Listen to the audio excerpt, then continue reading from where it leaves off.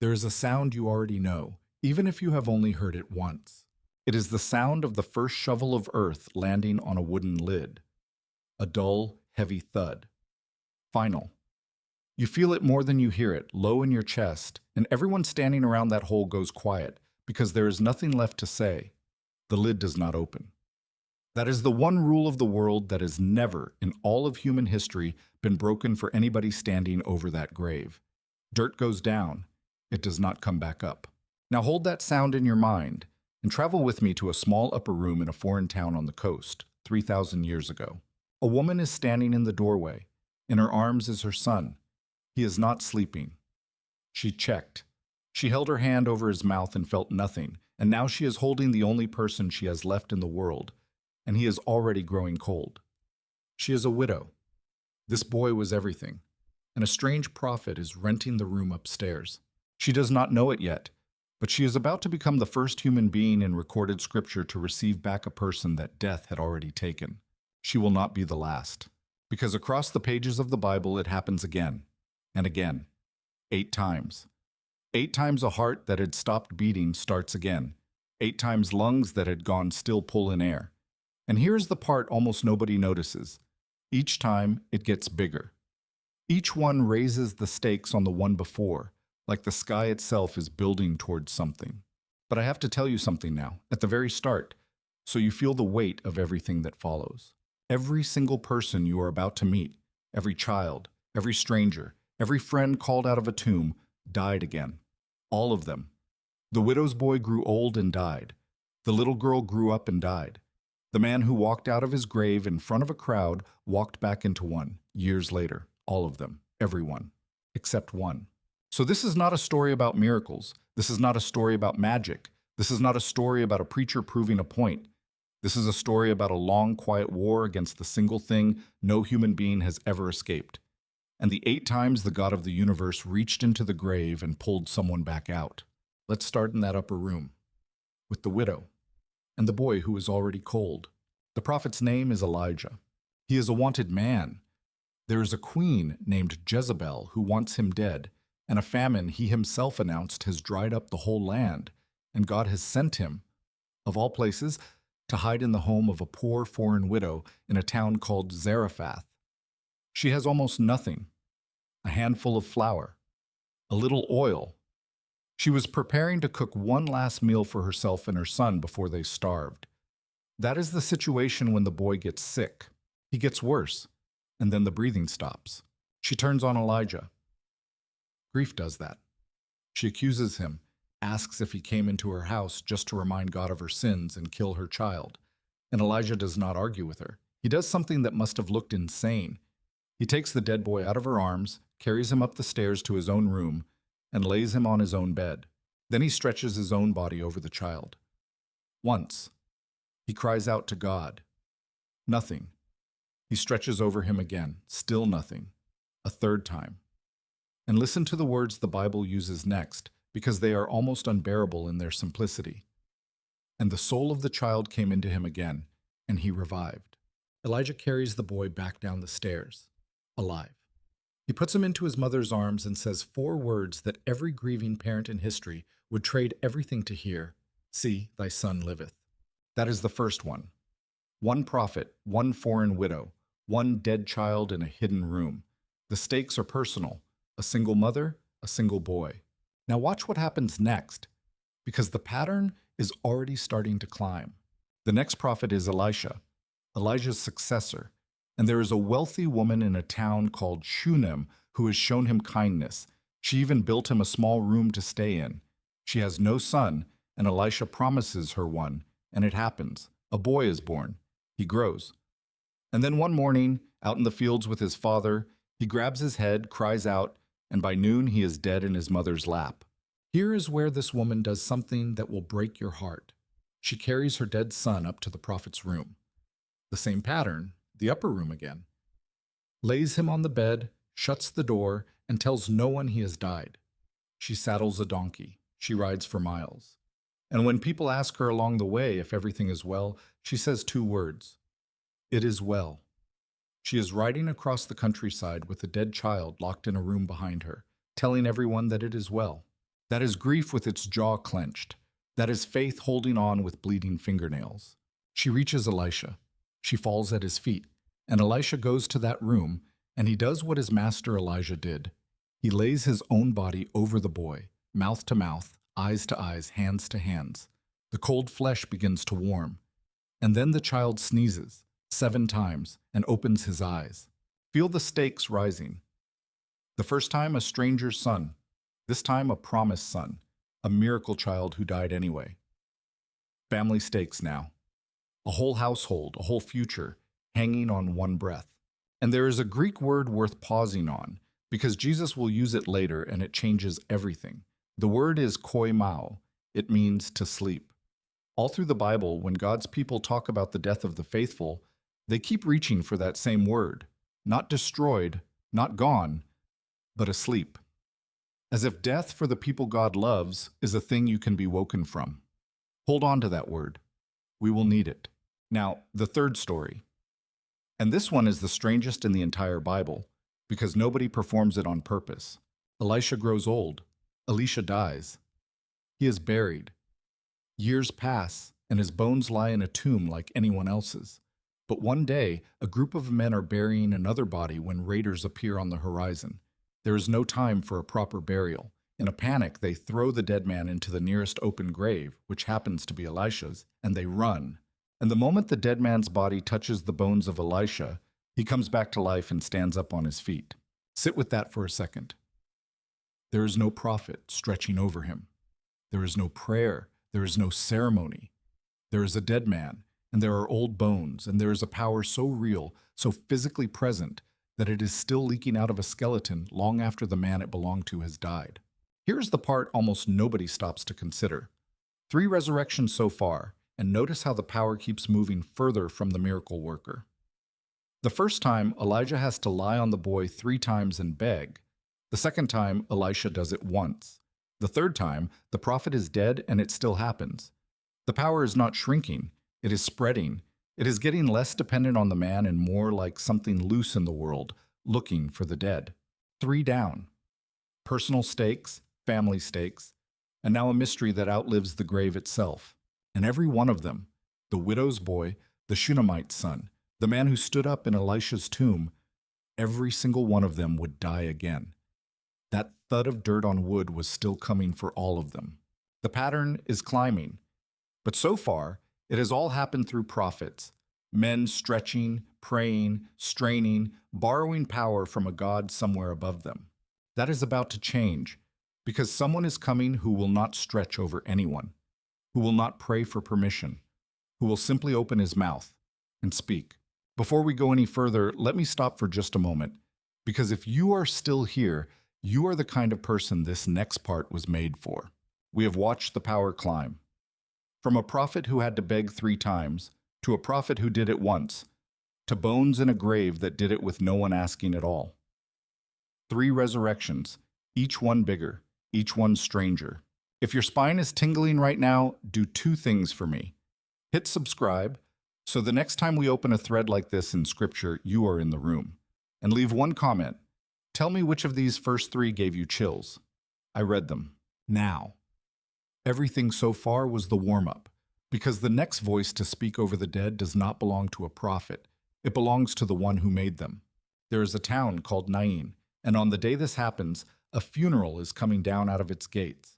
You need to picture this the way it really was. In that world, a funeral was loud.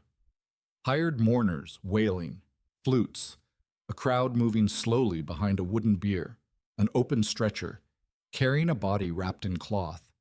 And on this particular bier is a young man. His mother walks beside him.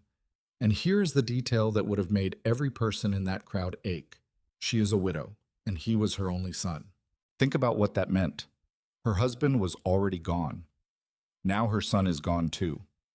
In that culture with no husband and no son, she has no income, no protection, no future. She is not just burying her child. She is burying the last person who stood between her and total ruin. This is a woman losing everything twice. Coming up the road, going the other way, is Jesus. A crowd is with him too. So you have 2 crowds about to collide at the gate. One following life, one following death. And the Bible says when Jesus saw her, he had compassion on her. Nobody asked him to. The widow does not beg. There is no ruler on his knees, no family sending for him. He simply sees a broken woman behind a dead boy, and something in him moves. He walks up to her and says two words that sound almost strange at a funeral. Weep not. Then he does something that would have made the whole procession gasp. He reaches out and touches the bier. You have to understand, under the law, touching anything connected to a corpse made you ceremonially unclean. Everyone knew that. You did not touch death. Death touched you, and it made you dirty, and you kept your distance. But Jesus lays his hand right on it, and the men carrying it stop dead in their tracks. And into that frozen, horrified silence, he speaks to the corpse as if it could hear him. Young man, I say unto thee, arise. And the dead boy sits up and begins to speak. And the Bible gives us one line that undoes me every time. And he delivered him to his mother. He didn't put on a show. He didn't turn to the crowd. He took a living son and placed him back into his mother's arms. The same picture as Elijah 1,000 years later, but this time no one stretched, no one prayed, no one strained. He said 4 words and death let go. Feel what just shifted. The prophets borrowed the power. This man owns it. But stay with me, because the next one raises the stakes again. This time, there's a father on his knees. His name is Jairus, and he is not a nobody. He is a ruler of the synagogue, respected, established, a man other men look up to. And he comes and falls down at the feet of Jesus in front of everyone because his little girl, his only daughter, 12 years old, is dying. Status means nothing now. He's just a terrified dad in the dirt, begging. Jesus goes with him. But on the way, he is delayed, stopped by a sick woman in the crowd. And while he is still speaking, men arrive from Jairus' house with the words every parent dreads. Your daughter is dead. Don't bother the teacher anymore. Dead. They are too late. You can feel the floor drop out of that father's chest. And Jesus turns to him and says, don't be afraid, only believe. They get to the house, and it is already full of the noise of grief. People weeping, wailing, the funeral machinery already grinding into motion. And Jesus says something that makes them laugh at him. He says, the child is not dead, but sleeps. Koimao. There it is, the word from before. To everyone in that room, the girl is a corpse. To Jesus, she is a child taking a nap, and he has come to wake her. They laugh. So he puts them all out. He takes the mother, the father, and 3 of his closest friends, and he walks into the room where the girl is lying.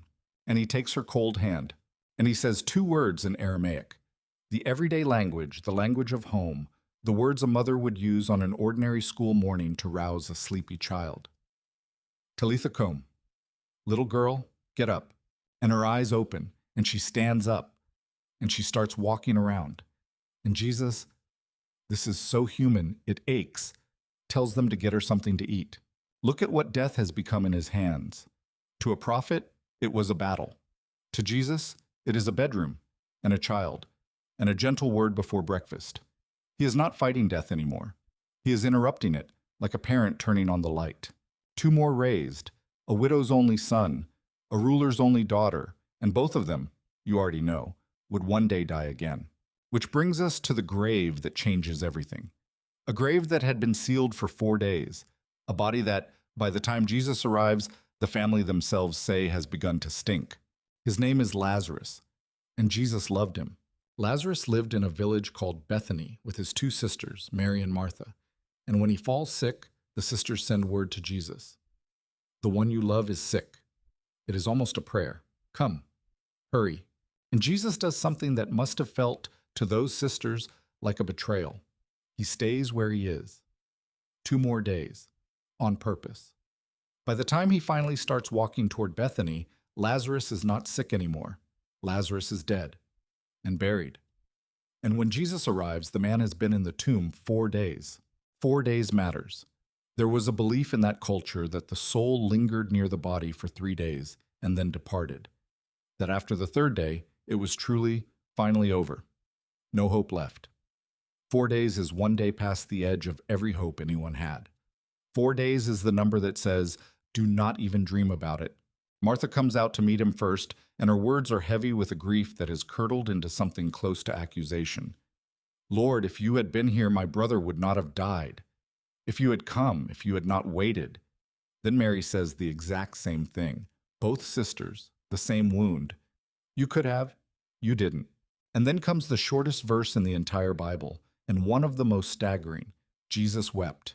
Stop and stand in that. The man who knows without a shadow of doubt that in about 3 minutes this dead man is going to walk out of that tomb alive. That man stands at the grave of his friend, and he cries. He is not crying because it is hopeless. He knows it is not. He is crying because death is an obscenity, an intruder, a wrongness in a world that was never made for it. And he hates it, standing there, even as he is about to undo it. Then he walks to the tomb, a cave with a stone across the mouth, and he says, "Take away the stone." And practical Martha panics. Lord, by now he stinks. It's been 4 days. And Jesus tells them to roll it back anyway. And he does not stretch over anyone. He does not climb into the grave. He does not lay hands on the body. He stands outside in the daylight, in front of a crowd, and he shouts 3 words into the dark. Lazarus, come forth. And out of the blackness of that tomb, a dead man walks, still wrapped head to foot in grave clothes, shuffling into the light, and Jesus says, "Loose him and let him go." 4 days dead, and a voice called him back like calling a name across a house. The power that once took a prophet 3 exhausting tries now needs 3 words and a raised voice, and it does not stop with Jesus. Because after he is gone, his followers carry it. In a town called Joppa, a beloved woman named Tabitha, known for making clothes for widows with her own hands, falls sick and dies. And Peter kneels by her body, prays, and says, "Tabitha, arise." And she opens her eyes. Listen to how close that Aramaic is to what Jesus said over the little girl. Talitha koum, Tabitha koum. 1 letter apart, the same word, the same power, now flowing through a fisherman. And in a town called Troas, a young man named Eutychus is sitting in a 3rd-story window during one of Paul's very long midnight sermons. He falls asleep and falls out. 3 stories down. Dead. And Paul goes down, throws himself over the boy the way Elijah and Elisha once did, and life returns to him. The story has come full circle. It started with a prophet stretching over a body. It ends with an apostle doing the same, filled now with the power of a risen Lord. 7 resurrections. And here's the thread I asked you to hold at the very beginning. Every single one of them died again. The widow's boy, the Shunammite's son, the stranger in Elisha's grave, the young man of Nain, Jairus' little girl, Lazarus, who walked out of that tomb, walked back into one years later, Tabitha, Eutychus, all of them. Every last one lay down again, and this time the dirt stayed on the lid. Because none of those 7 were the point. They were previews, they were rehearsals, they were the same word, sleep, sleep, sleep, spoken over people who would one day sleep for good. This was never a story about a number. This was never a story about 7 miracles. This was never a story about proving that a prophet or a preacher had power. This was a story building, story by story, higher and higher, toward one grave that would break the pattern forever. Because there is an 8th. A man is buried on a Friday evening. A stone is rolled across the mouth of his tomb, sealed with the authority of Rome, and soldiers are posted to guard it. This is not a legend that grew up quietly in a corner. The Jewish historian Josephus, writing for the Romans about 60 years later, records that this Jesus was executed under Pilate, and that his followers would not stop insisting he had appeared to them alive. Something happened at that grave that a hostile empire could not bury. No prophet stretches over him. No apostle prays beside him. No friend stands outside and shouts his name into the dark. Nobody speaks over this grave. And on the first morning of the week, before the sun is fully up, the stone is already moved. The guards are gone. And inside, the cloth that had been wrapped around his head is folded and set to one side by hands that were dead on Friday and were not dead anymore. Every other tomb in this story needed a voice from outside. This one opened from the inside. And here's the Greek word for what happened. Anastasis, a standing up again. Not a resuscitation that would wear off, not a borrowed breath that death would come back to collect. A body that went into that grave mortal and walked out of it unable to die, ever again. Now go back with me to where we started, to that graveside, that first shovel of earth on the wooden lid, that sound you know in your chest. For every human being who has ever stood there, that thud was the last word. But if the eighth grave is true, then that sound is not the last word anymore. It is a comma. It is koimao. It is sleep. And there is a voice that has already proven, 7 times as a preview, and once for real and forever, that it can speak into the dark of any tomb and be obeyed. So let me leave you with 3 things. First, every resurrection before the empty tomb was temporary. 7 times, death was told to give someone back, and 7 times it obeyed, and 7 times it eventually came and took them again. Those were not the victory. They were the promise of one. They were God saying the same word over and over, not yet, not yet, not yet, until the morning he said never again. Second, and this is where it stops being ancient history and becomes about you. The same voice that spoke into that upper room in Zarephath, that called across a house to Lazarus, that whispered good morning to a little girl, that voice is going to speak over your grave too, not a prophet's borrowed power, not a ritual, the living voice of the one who already walked out first. If you belong to him, the dirt on the lid is not the end of your story. It is the pause before your name is called. And third, here's the one I want you to carry out of this video and into the next hard night of your life. You are not waiting for a miracle. You are waiting for a person. Death is not a wall you are hurtling toward in the dark. It is a door that someone has already walked through from the inside and left standing open behind him. 7 times he proved he could reach in. Once he proved he would come out, and he is coming back for everyone who is only sleeping. So tell me, out of all 8, which one gave you chills? The widow's boy? The bones of Elisha? Lazarus, 4 days in? Or the empty tomb that needed no voice at all? Tell me below. I read every one. And the next time you hear it, that low, heavy thud of the first shovel of earth on the lid, I hope you hear it differently now. Not as a period, as the sound of someone falling asleep.